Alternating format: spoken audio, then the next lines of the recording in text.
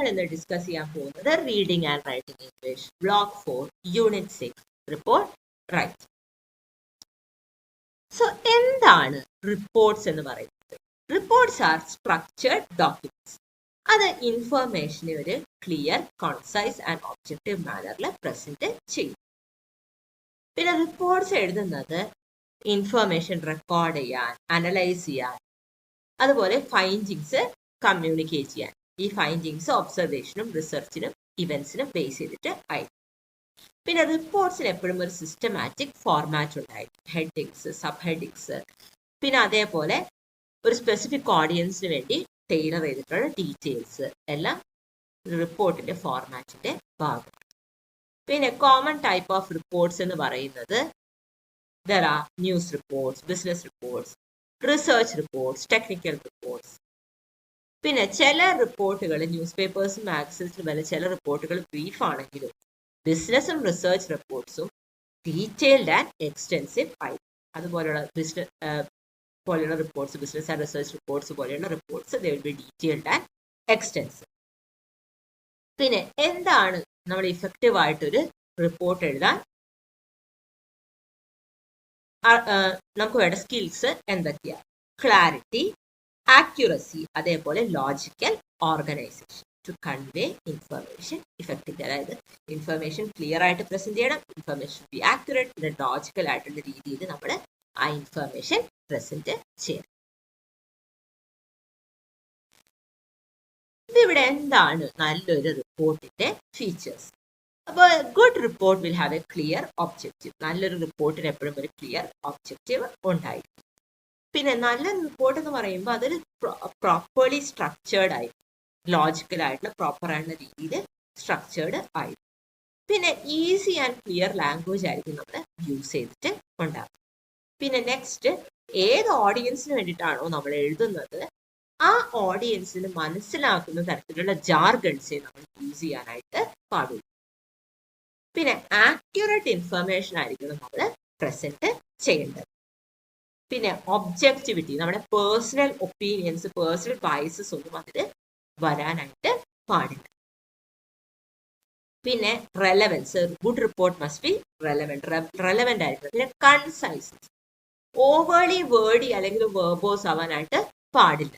റിപ്പോർട്ടിൽ information concise ആയിട്ടുള്ള രീതിയിലായിരിക്കണം present ചെയ്തിട്ടുണ്ടാവേണ്ടത്. പിന്നെ അട്രാക്റ്റീവ് പ്രസന്റേഷൻ, അത് കാണുന്നവർക്ക് പെട്ടെന്ന് വായിച്ച് മനസ്സിലാക്കാൻ പറ്റുന്ന രീതിയിലും പിന്നെ അതേപോലെ വിഷ്വലി പ്ലീസിങ് ആയിട്ടുള്ള രീതിയിലുമാണ് നമ്മൾ പ്രസന്റ് ചെയ്യേണ്ടത്.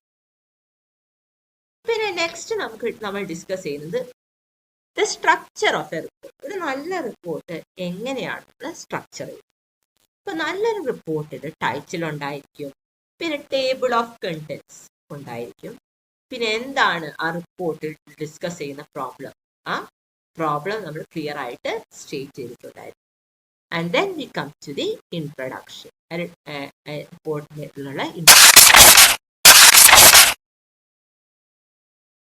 പിന്നെ നമ്മൾ ഡിസ്കസ് ചെയ്യുക എന്താണ് ആ റിപ്പോർട്ട് എഴുതാനുണ്ടായ കോണ്ടെക്സ്റ്റ്, എന്തൊക്കെ പ്രൊസീജിയർ ആണ് ആ റിപ്പോർട്ട് എഴുതാനായിട്ട് ഫോളോ ചെയ്തത് എന്നാണ്.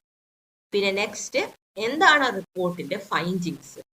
ഇപ്പോൾ ഒരു റിസർച്ച് സ്റ്റഡി ആണെങ്കിൽ എന്താണ് ആ റിസർച്ചിൽ നിന്ന് കൺക്ലൂഡ് ചെയ്യാൻ സാധിച്ചത്, പിന്നെ എന്തെങ്കിലും റെക്കമെൻഡേഷൻസ് ഉണ്ടോ, ഇതാണ് നെക്സ്റ്റ് വരുന്നത്. പിന്നെ പറയുന്നത് കൺക്ലൂഷനാണ്. അപ്പോൾ അതിലെ പറയുന്ന കാര്യങ്ങൾ നമുക്ക് സമപ്പ് ചെയ്ത് വി കണ്ടു. പിന്നെ നെക്സ്റ്റ് അപ്പൻഡിസസ്. ഇപ്പൊ എന്താണ് അപ്പൻഡിസസ്? അപ്പൻഡിസസ് എന്ന് പറഞ്ഞു കഴിഞ്ഞിട്ടുണ്ടെങ്കിൽ ദേ ആർ സപ്ലിമെന്ററി മെറ്റീരിയൽസ് ആണ്. They are not necessary to understand the main text. അത് കൺക്ലൂഷൻ കഴിഞ്ഞിട്ടാണ് അപ്പൻഡിസസ് ഉണ്ടെങ്കിൽ അത് പ്ലേസ് ചെയ്യും. Next bibliography. നമ്മൾ ആ റിപ്പോർട്ടിന് വേണ്ടി റെഫർ ചെയ്തിട്ടുള്ള വേറെ ടെക്സ്റ്റും മെറ്റീരിയൽസും ഏതൊക്കെയാണ്, ഇതിന്റെ ഓതേഴ്സ് ഏതൊക്കെയാണെന്ന് പറയുന്നതാണ്, ആരൊക്കെയാണെന്ന് പറയുന്നതാണ് ബിബ്ലിയോഗ്രഫി. ഇതാണ് നമ്മൾ യൂഷ്വലി ഒരു ലാർജ് ആൻഡ് കോംപ്രഹെൻസീവ് റിപ്പോർട്ടിൽ നമ്മൾ ഫോളോ ചെയ്യുന്ന സ്ട്രക്ചർ. പക്ഷെ ന്യൂസ് പേപ്പേഴ്സ് ആൻഡ് മാഗസിൻ റിപ്പോർട്ട്സിന്റെ കേസിൽ റിപ്പോർട്ട്സിന് ഒന്നും കൂടെ ഒരു സിമ്പിൾ സ്ട്രക്ചർ ആയിരിക്കും ഉണ്ടാവും. സോ ഇവിടെ കൊടുത്തിരിക്കുന്നു നോക്കുക. That's A headline. പിന്നെ റിപ്പോർട്ടേഴ്സ് നെയിം ഉണ്ട്, പ്ലേസ് ആൻഡ് ഡേറ്റ് ഉണ്ട്. ഇപ്പൊ റിപ്പോർട്ട് ഏത് തരത്തിലുള്ള റിപ്പോർട്ടാണെന്നനുസരിച്ച് നെയിമും പ്ലേസും അവിടെ ഉണ്ടായിക്കൊള്ളണം ഇല്ല. പിന്നെ റിപ്പോർട്ടിന്റെ ബോഡി, പിന്നെ കൺക്ലൂഷൻ. Much simpler structure. ഇവിടെ കുറച്ച് സാമ്പിൾ റിപ്പോർട്ട്സ് കൊടുത്തിട്ടുണ്ട്. So let's go through the sample reports. ഇപ്പൊ ഇവിടെ സയൻസ് എക്സിബിഷനെ പറ്റിയിട്ടുള്ള റിപ്പോർട്ടാണ് കൊടുത്തിരിക്കുന്നത് ഫോർ എ കോളേജ് മാഗസിൻ. അപ്പോ ഇവിടെ പറയുന്നത് 2021 November 10 Saint Antony's college Thiruvananthapuram organised a science exhibition. Exhibition world science day for peace and ഡെവലപ്മെന്റിന് കണക്റ്റഡ് ആയിട്ടാണ് ഓർഗനൈസ് ചെയ്തത്. അത് ആനുവലി നവംബർ 10 ഹോൾഡ് ചെയ്യാറ്. അതിന്റെ എയിം എന്താണെന്ന് വെച്ചിട്ടുണ്ടെങ്കിൽ to raise awareness for benefits of science world wide. Miss Sreeja Raghav എന്ന renowned scientist ആയിരുന്നു ചീഫ് ഗസ്റ്റ്. പിന്നെ 10 മണിക്കാണ് എക്സിബിഷൻ തുടങ്ങിയത്. പിന്നെ സ്റ്റുഡൻസിനും പേരൻസിനും ആ എക്സിബിഷൻ ഓപ്പൺ ആയിരുന്നു. പിന്നെ 3 ഡിഫറെന്റ് വെന്യൂസിലാണ്, കോളേജിലെ 3 ഡിഫറെന്റ് വെന്യൂസിലാണ് അത് കണ്ടക്ട് ചെയ്തത്. 2 എക്സിബിഷൻ ഹാൾസും ഒരു കോളേജ് ഓഡിറ്റോറിയം. പിന്നെ പ്രോഗ്രാം സ്റ്റാർട്ട് ചെയ്തത് കോളേജ് പ്രിൻസിപ്പള് ഒരു കമൻസ്മെന്റ് സ്പീച്ച് ഡെലിവർ ചെയ്തിട്ടാണ്. പിന്നെ പ്രിൻസിപ്പൾ അനൗൺസ് ചെയ്തു 3 ബെസ്റ്റ് എക്സിബിഷന് റീജിയണൽ ലെവൽ എക്സിബിഷനിലേക്ക് സെലക്ഷൻ കിട്ടും. ആ റീജിയണൽ ലെവൽ എക്സിബിഷൻ ഒരു മന്ത്സ് ടൈമിലായിരിക്കും നടക്കുന്നത്. പിന്നെ എക്സിബിഷൻ സ്റ്റാർട്ട് ചെയ്ത് കഴിഞ്ഞപ്പോൾ വേരിയസ് ഡിപ്പാർട്ട്മെന്റിൽ നിന്നുള്ള സ്റ്റുഡൻസ് അവരുടെ പ്രൊജക്ടുകൾ പ്രസന്റ് ചെയ്തു. പിന്നെ ഓരോ പ്രൊജക്ട് എന്ന് പറയുന്നത് 10 കുട്ടികളുടെയെങ്കിലും ഒരു ഗ്രൂപ്പിന്റെ എഫേർട്ട് ആയിരുന്നു. പക്ഷെ പ്രസന്റേഷൻ ചെയ്യുന്നത് 2 കുട്ടികളാണ്. ഇപ്പം ഈ പ്രൊജക്റ്റുകളിൽ വന്ന major themes space technology, EV technology, solar energy, artificial intelligence, internet of things and robotics, ഇതൊക്കെ ആണ്. പിന്നെ എക്സിബിഷൻ ഓപ്പൺ ചെയ്യുന്നതിന് മുൻപ് മിസ് ശ്രീജ രാഘവും പ്രിൻസിപ്പളും നടന്ന് ഡിഫറെന്റ് മോഡൽസ് എല്ലാം നോക്കി. പിന്നെ അതുപോലെ സ്റ്റുഡൻസ് പറയുന്ന ഡിസ്ക്രിപ്ഷൻസ് എല്ലാം കേട്ടു, സ്റ്റുഡൻസിനോട് ക്വസ്റ്റ്യൻസ് ചോദിച്ചു. ഇത് കഴിഞ്ഞിട്ടാണ് സ്റ്റുഡൻസിനും പേരൻസിനും ഈ പ്രൊജക്ടുകൾ കാണാനുള്ള ഒരു അവസരം കിട്ടിയത്. അതേപോലെ അവരുടെ ഡൗട്ട്സ് ക്ലാരിഫൈ ചെയ്യാനുള്ള ഒരു അവസരം കിട്ടിയത്. പിന്നെ എക്സിബിഷനിൽ മോഡൽസ് ഓഫ് ദി പ്രോജക്ട്സ് ഉണ്ടായിരുന്നു. പിന്നെ visual representation of concepts behind the പ്രോജക്ട്സും ഉണ്ടായിരുന്നു. ഇത് ചാർട്ടുകളിലാണ് ചെയ്തത്, പക്ഷെ ചിലതൊക്കെ ലാപ്ടോപ്പുകളിലും പ്രസന്റ് ചെയ്തു. മിസ് രാഘവ് ഒരു സ്മോൾ സ്പീച്ച് ഡെലിവർ ചെയ്തു ഇമ്പോർട്ടൻസ് ഓഫ് സയൻസിനെ പറ്റിയിട്ട്. പിന്നെ അതേപോലെ പ്രൊജക്ട് പ്രിപ്പയർ ചെയ്യാൻ സ്റ്റുഡൻസ് എടുത്ത എഫേർട്ടിനെ അവരെ കൺഗ്രാറ്റുലേറ്റ് ചെയ്തു. പിന്നെ 4 പ്രൊഫസേഴ്സിന്റെ ഒരു ടീം ഉണ്ടായിരുന്നു. അവരായിരുന്നു ആ ഡേയുടെ ഒഫീഷ്യൽ ജഡ്ജസ്. അവരാണ് ഡേയുടെ അവസാനം പ്രൈസസ് അനൗൺസ് ചെയ്തത്. Prakash Rajan first year chemistry student ആണ് ഫസ്റ്റ് പ്രൈസ് കിട്ടിയത്. Jayden first year student department of മാത്സിനാണ് സെക്കൻഡ് പ്രൈസ് കിട്ടിയത്. Mia Joseph second year student commerce സ്റ്റുഡന്റിനാണ് തേർഡ് പ്രൈസ് കിട്ടിയത്. 3 കുട്ടികൾക്കും പ്രോഗ്രാമിന്റെ അവസാനം പ്രൈസസ് പ്രിൻസിപ്പള് കൊടുത്തു. പിന്നെ എല്ലാ പാർട്ടിസിപ്പൻസിനും സർട്ടിഫിക്കറ്റ്സും മെമന്റോസും കൊടുത്തു. എക്സിബിഷൻ 4 മണിയായപ്പോഴാണ് അവസാനിച്ചത്. അപ്പോൾ you can see the very matter of fact way everything. പ്രോഗ്രാമിന് എന്തൊക്കെയാണ് നടന്നത്, ചീഫ് ഗസ്റ്റ് ആരായിരുന്നു, എന്നാണ് നടന്നത്, തുടങ്ങിയ കാര്യങ്ങളൊക്കെ പറഞ്ഞ് വളരെ മാറ്റർ ഓഫ് ഫാക്ട് ആയിരുന്നു ടോൺ അല്ലെ. ഫാക്ട്സ് പ്രസന്റ് ചെയ്തു. And that was. പിന്നെ അതേപോലെ ടൈറ്റില്, ബോഡി, ഇത് നമ്മൾ നേരത്തെ ന്യൂസ് പേപ്പർ റിപ്പോർട്ട്സിന്റെ ഫോർമാറ്റിൽ പറഞ്ഞ പോലെയാണ് ഇവിടെ ഇത് കൊടുത്തിരിക്കുന്നത്. Look at another report. India saw extreme weather disasters on 241 of 273 days of 2022, claiming 2,577 lives. അപ്പോൾ this is A news paper report. നമ്മുടെ ജേർണലിസ്റ്റിന്റെ പേര് കാണാം, അതിഥി ഗുപ്ത. പിന്നെ ഡേറ്റ് കാണാം, 1 നവംബർ 2021. അപ്പോൾ ഇവിടെ എന്തൊക്കെയാണ് പറയുന്നത് നമുക്ക് നോക്കാം. India extreme whether events experience ചെയ്തിട്ടുണ്ട് ബിറ്റ്വീൻ ജനുവരി ആൻഡ് സെപ്റ്റംബർ. ഈ ഇയർ അത് അപ്പോൾ ക്ലെയിം ചെയ്തത് 2,755 ഹ്യൂമൻ ലൈഫ്സ് ആണ് ആൻഡ് 69,000 ആനിമൽസ്. അപ്പോൾ ഇന്ത്യാസ് എൻവയോൺമെന്റിനെ പറ്റിയുള്ള latest report centre for science and environment present ചെയ്തിട്ടുള്ള ലേറ്റസ്റ്റ് റിപ്പോർട്ടിൽ പറയുന്നത് ഇപ്പൊ സംഭവിക്കുന്നത് വേഴ്സ് ആണ്. ഓരോ മന്ത് കഴിയും തോറും we are experiencing extreme weather days. Heat waves ആയാലും കോൾഡ് വേവ്സ് ആയാലും ഹെവി റെയിൻഫോൾ ആയാലും ഫ്ലഡിങ് ആയാലും ലൈറ്റ്നിങ് ആയാലും സ്റ്റോംസ് ആയാലും സൈക്ലോൺസ് ആയാലും ക്ലൗഡ് ബസ്റ്റ് ആയാലും സ്നോഫോൾ ആയാലും ഡിഫറെന്റ് റീജിയൻസിൽ we are experiencing extreme weather. The state of extreme weather 2022 എന്ന് ടൈറ്റിൽ ചെയ്ത റിപ്പോർട്ടിൽ പറയുന്നത്, അത് അനലൈസ് ചെയ്തത് എക്സ്ട്രീം വെതർ ഇവന്റ്സ് ആണ് ഇന്ത്യയിൽ.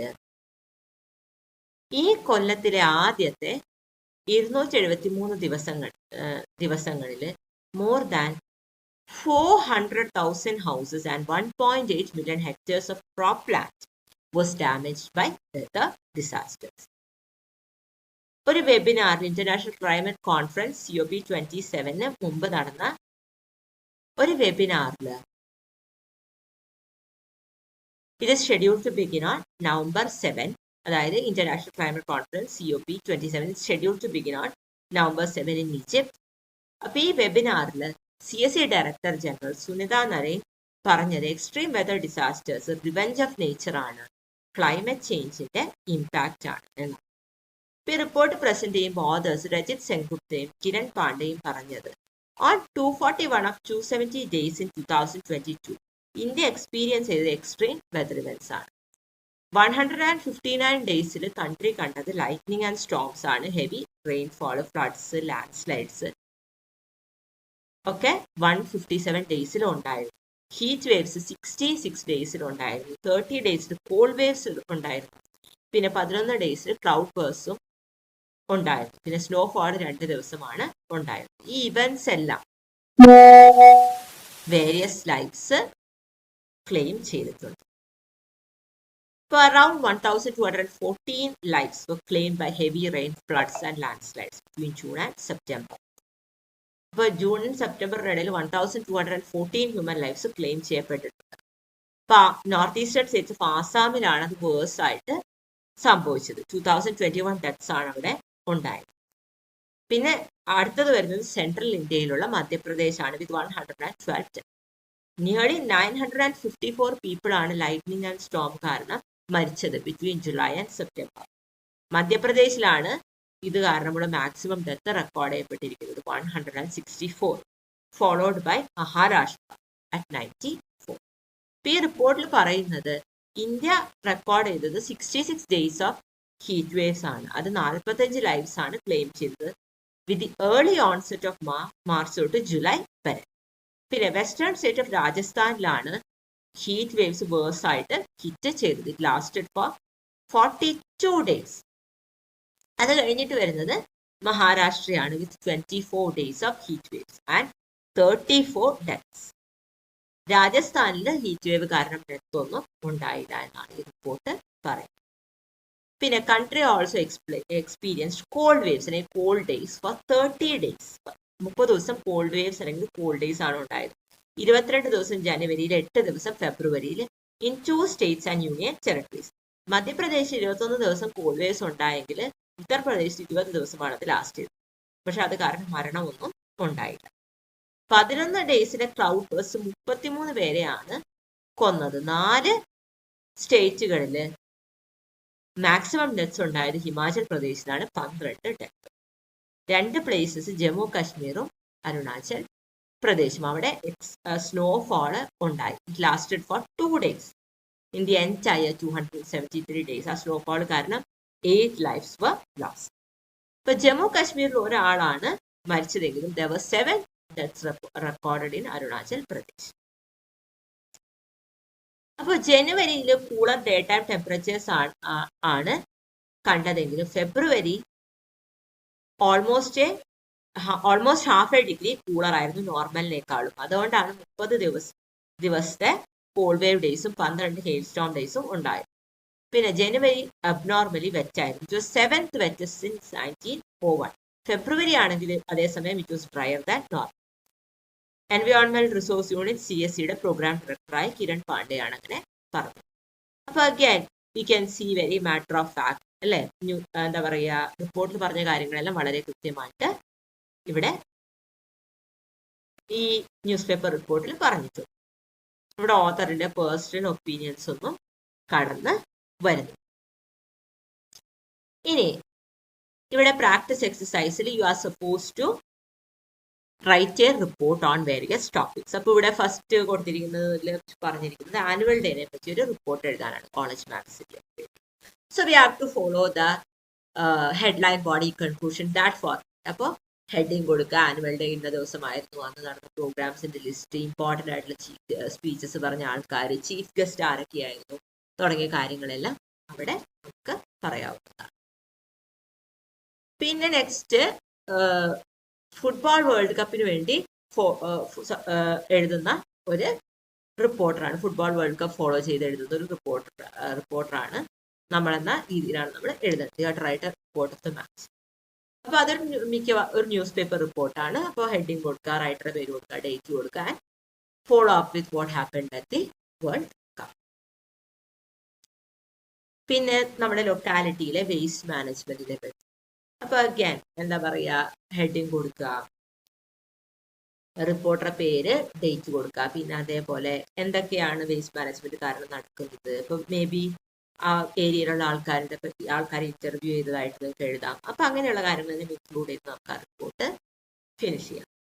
ഇനി നെക്സ്റ്റ് സ്റ്റഡി റിപ്പോർട്ടാണ് അബൌട്ട് ആനിമൽ അബ്യൂസ്. അപ്പൊ അതിന് കുറച്ച് ഡീറ്റെയിൽഡ് ആയിട്ടുള്ള റിപ്പോർട്ട് നമ്മൾ എഴുതേണ്ടതായിട്ടുണ്ട്. ആ ഫുള്ളി സ്ട്രക്ചേർഡ് ആയിട്ടുള്ള എക്സ്റ്റൻസീവ് റിപ്പോർട്ട് ഇതിന്റെ ഫോർമാറ്റ് നിങ്ങൾ ഫോളോ ചെയ്യേണ്ടതായിട്ട് ഉണ്ട്. അപ്പൊ അവിടെ എന്തുകൊണ്ടാണ് ആനിമൽ അബ്യൂസ് നടക്കുന്നത്, ആനിമൽ അബ്യൂസ് നടത്തുന്ന ഇൻഡസ്ട്രീസ് ഉണ്ട്, അങ്ങനെ കുറച്ച് കൂടുതൽ ഡീറ്റെയിൽഡ് കാര്യങ്ങൾ നമ്മളതിൽ ഇൻക്ലൂഡ് ചെയ്യേണ്ടതായിട്ട് വരും. Thank you.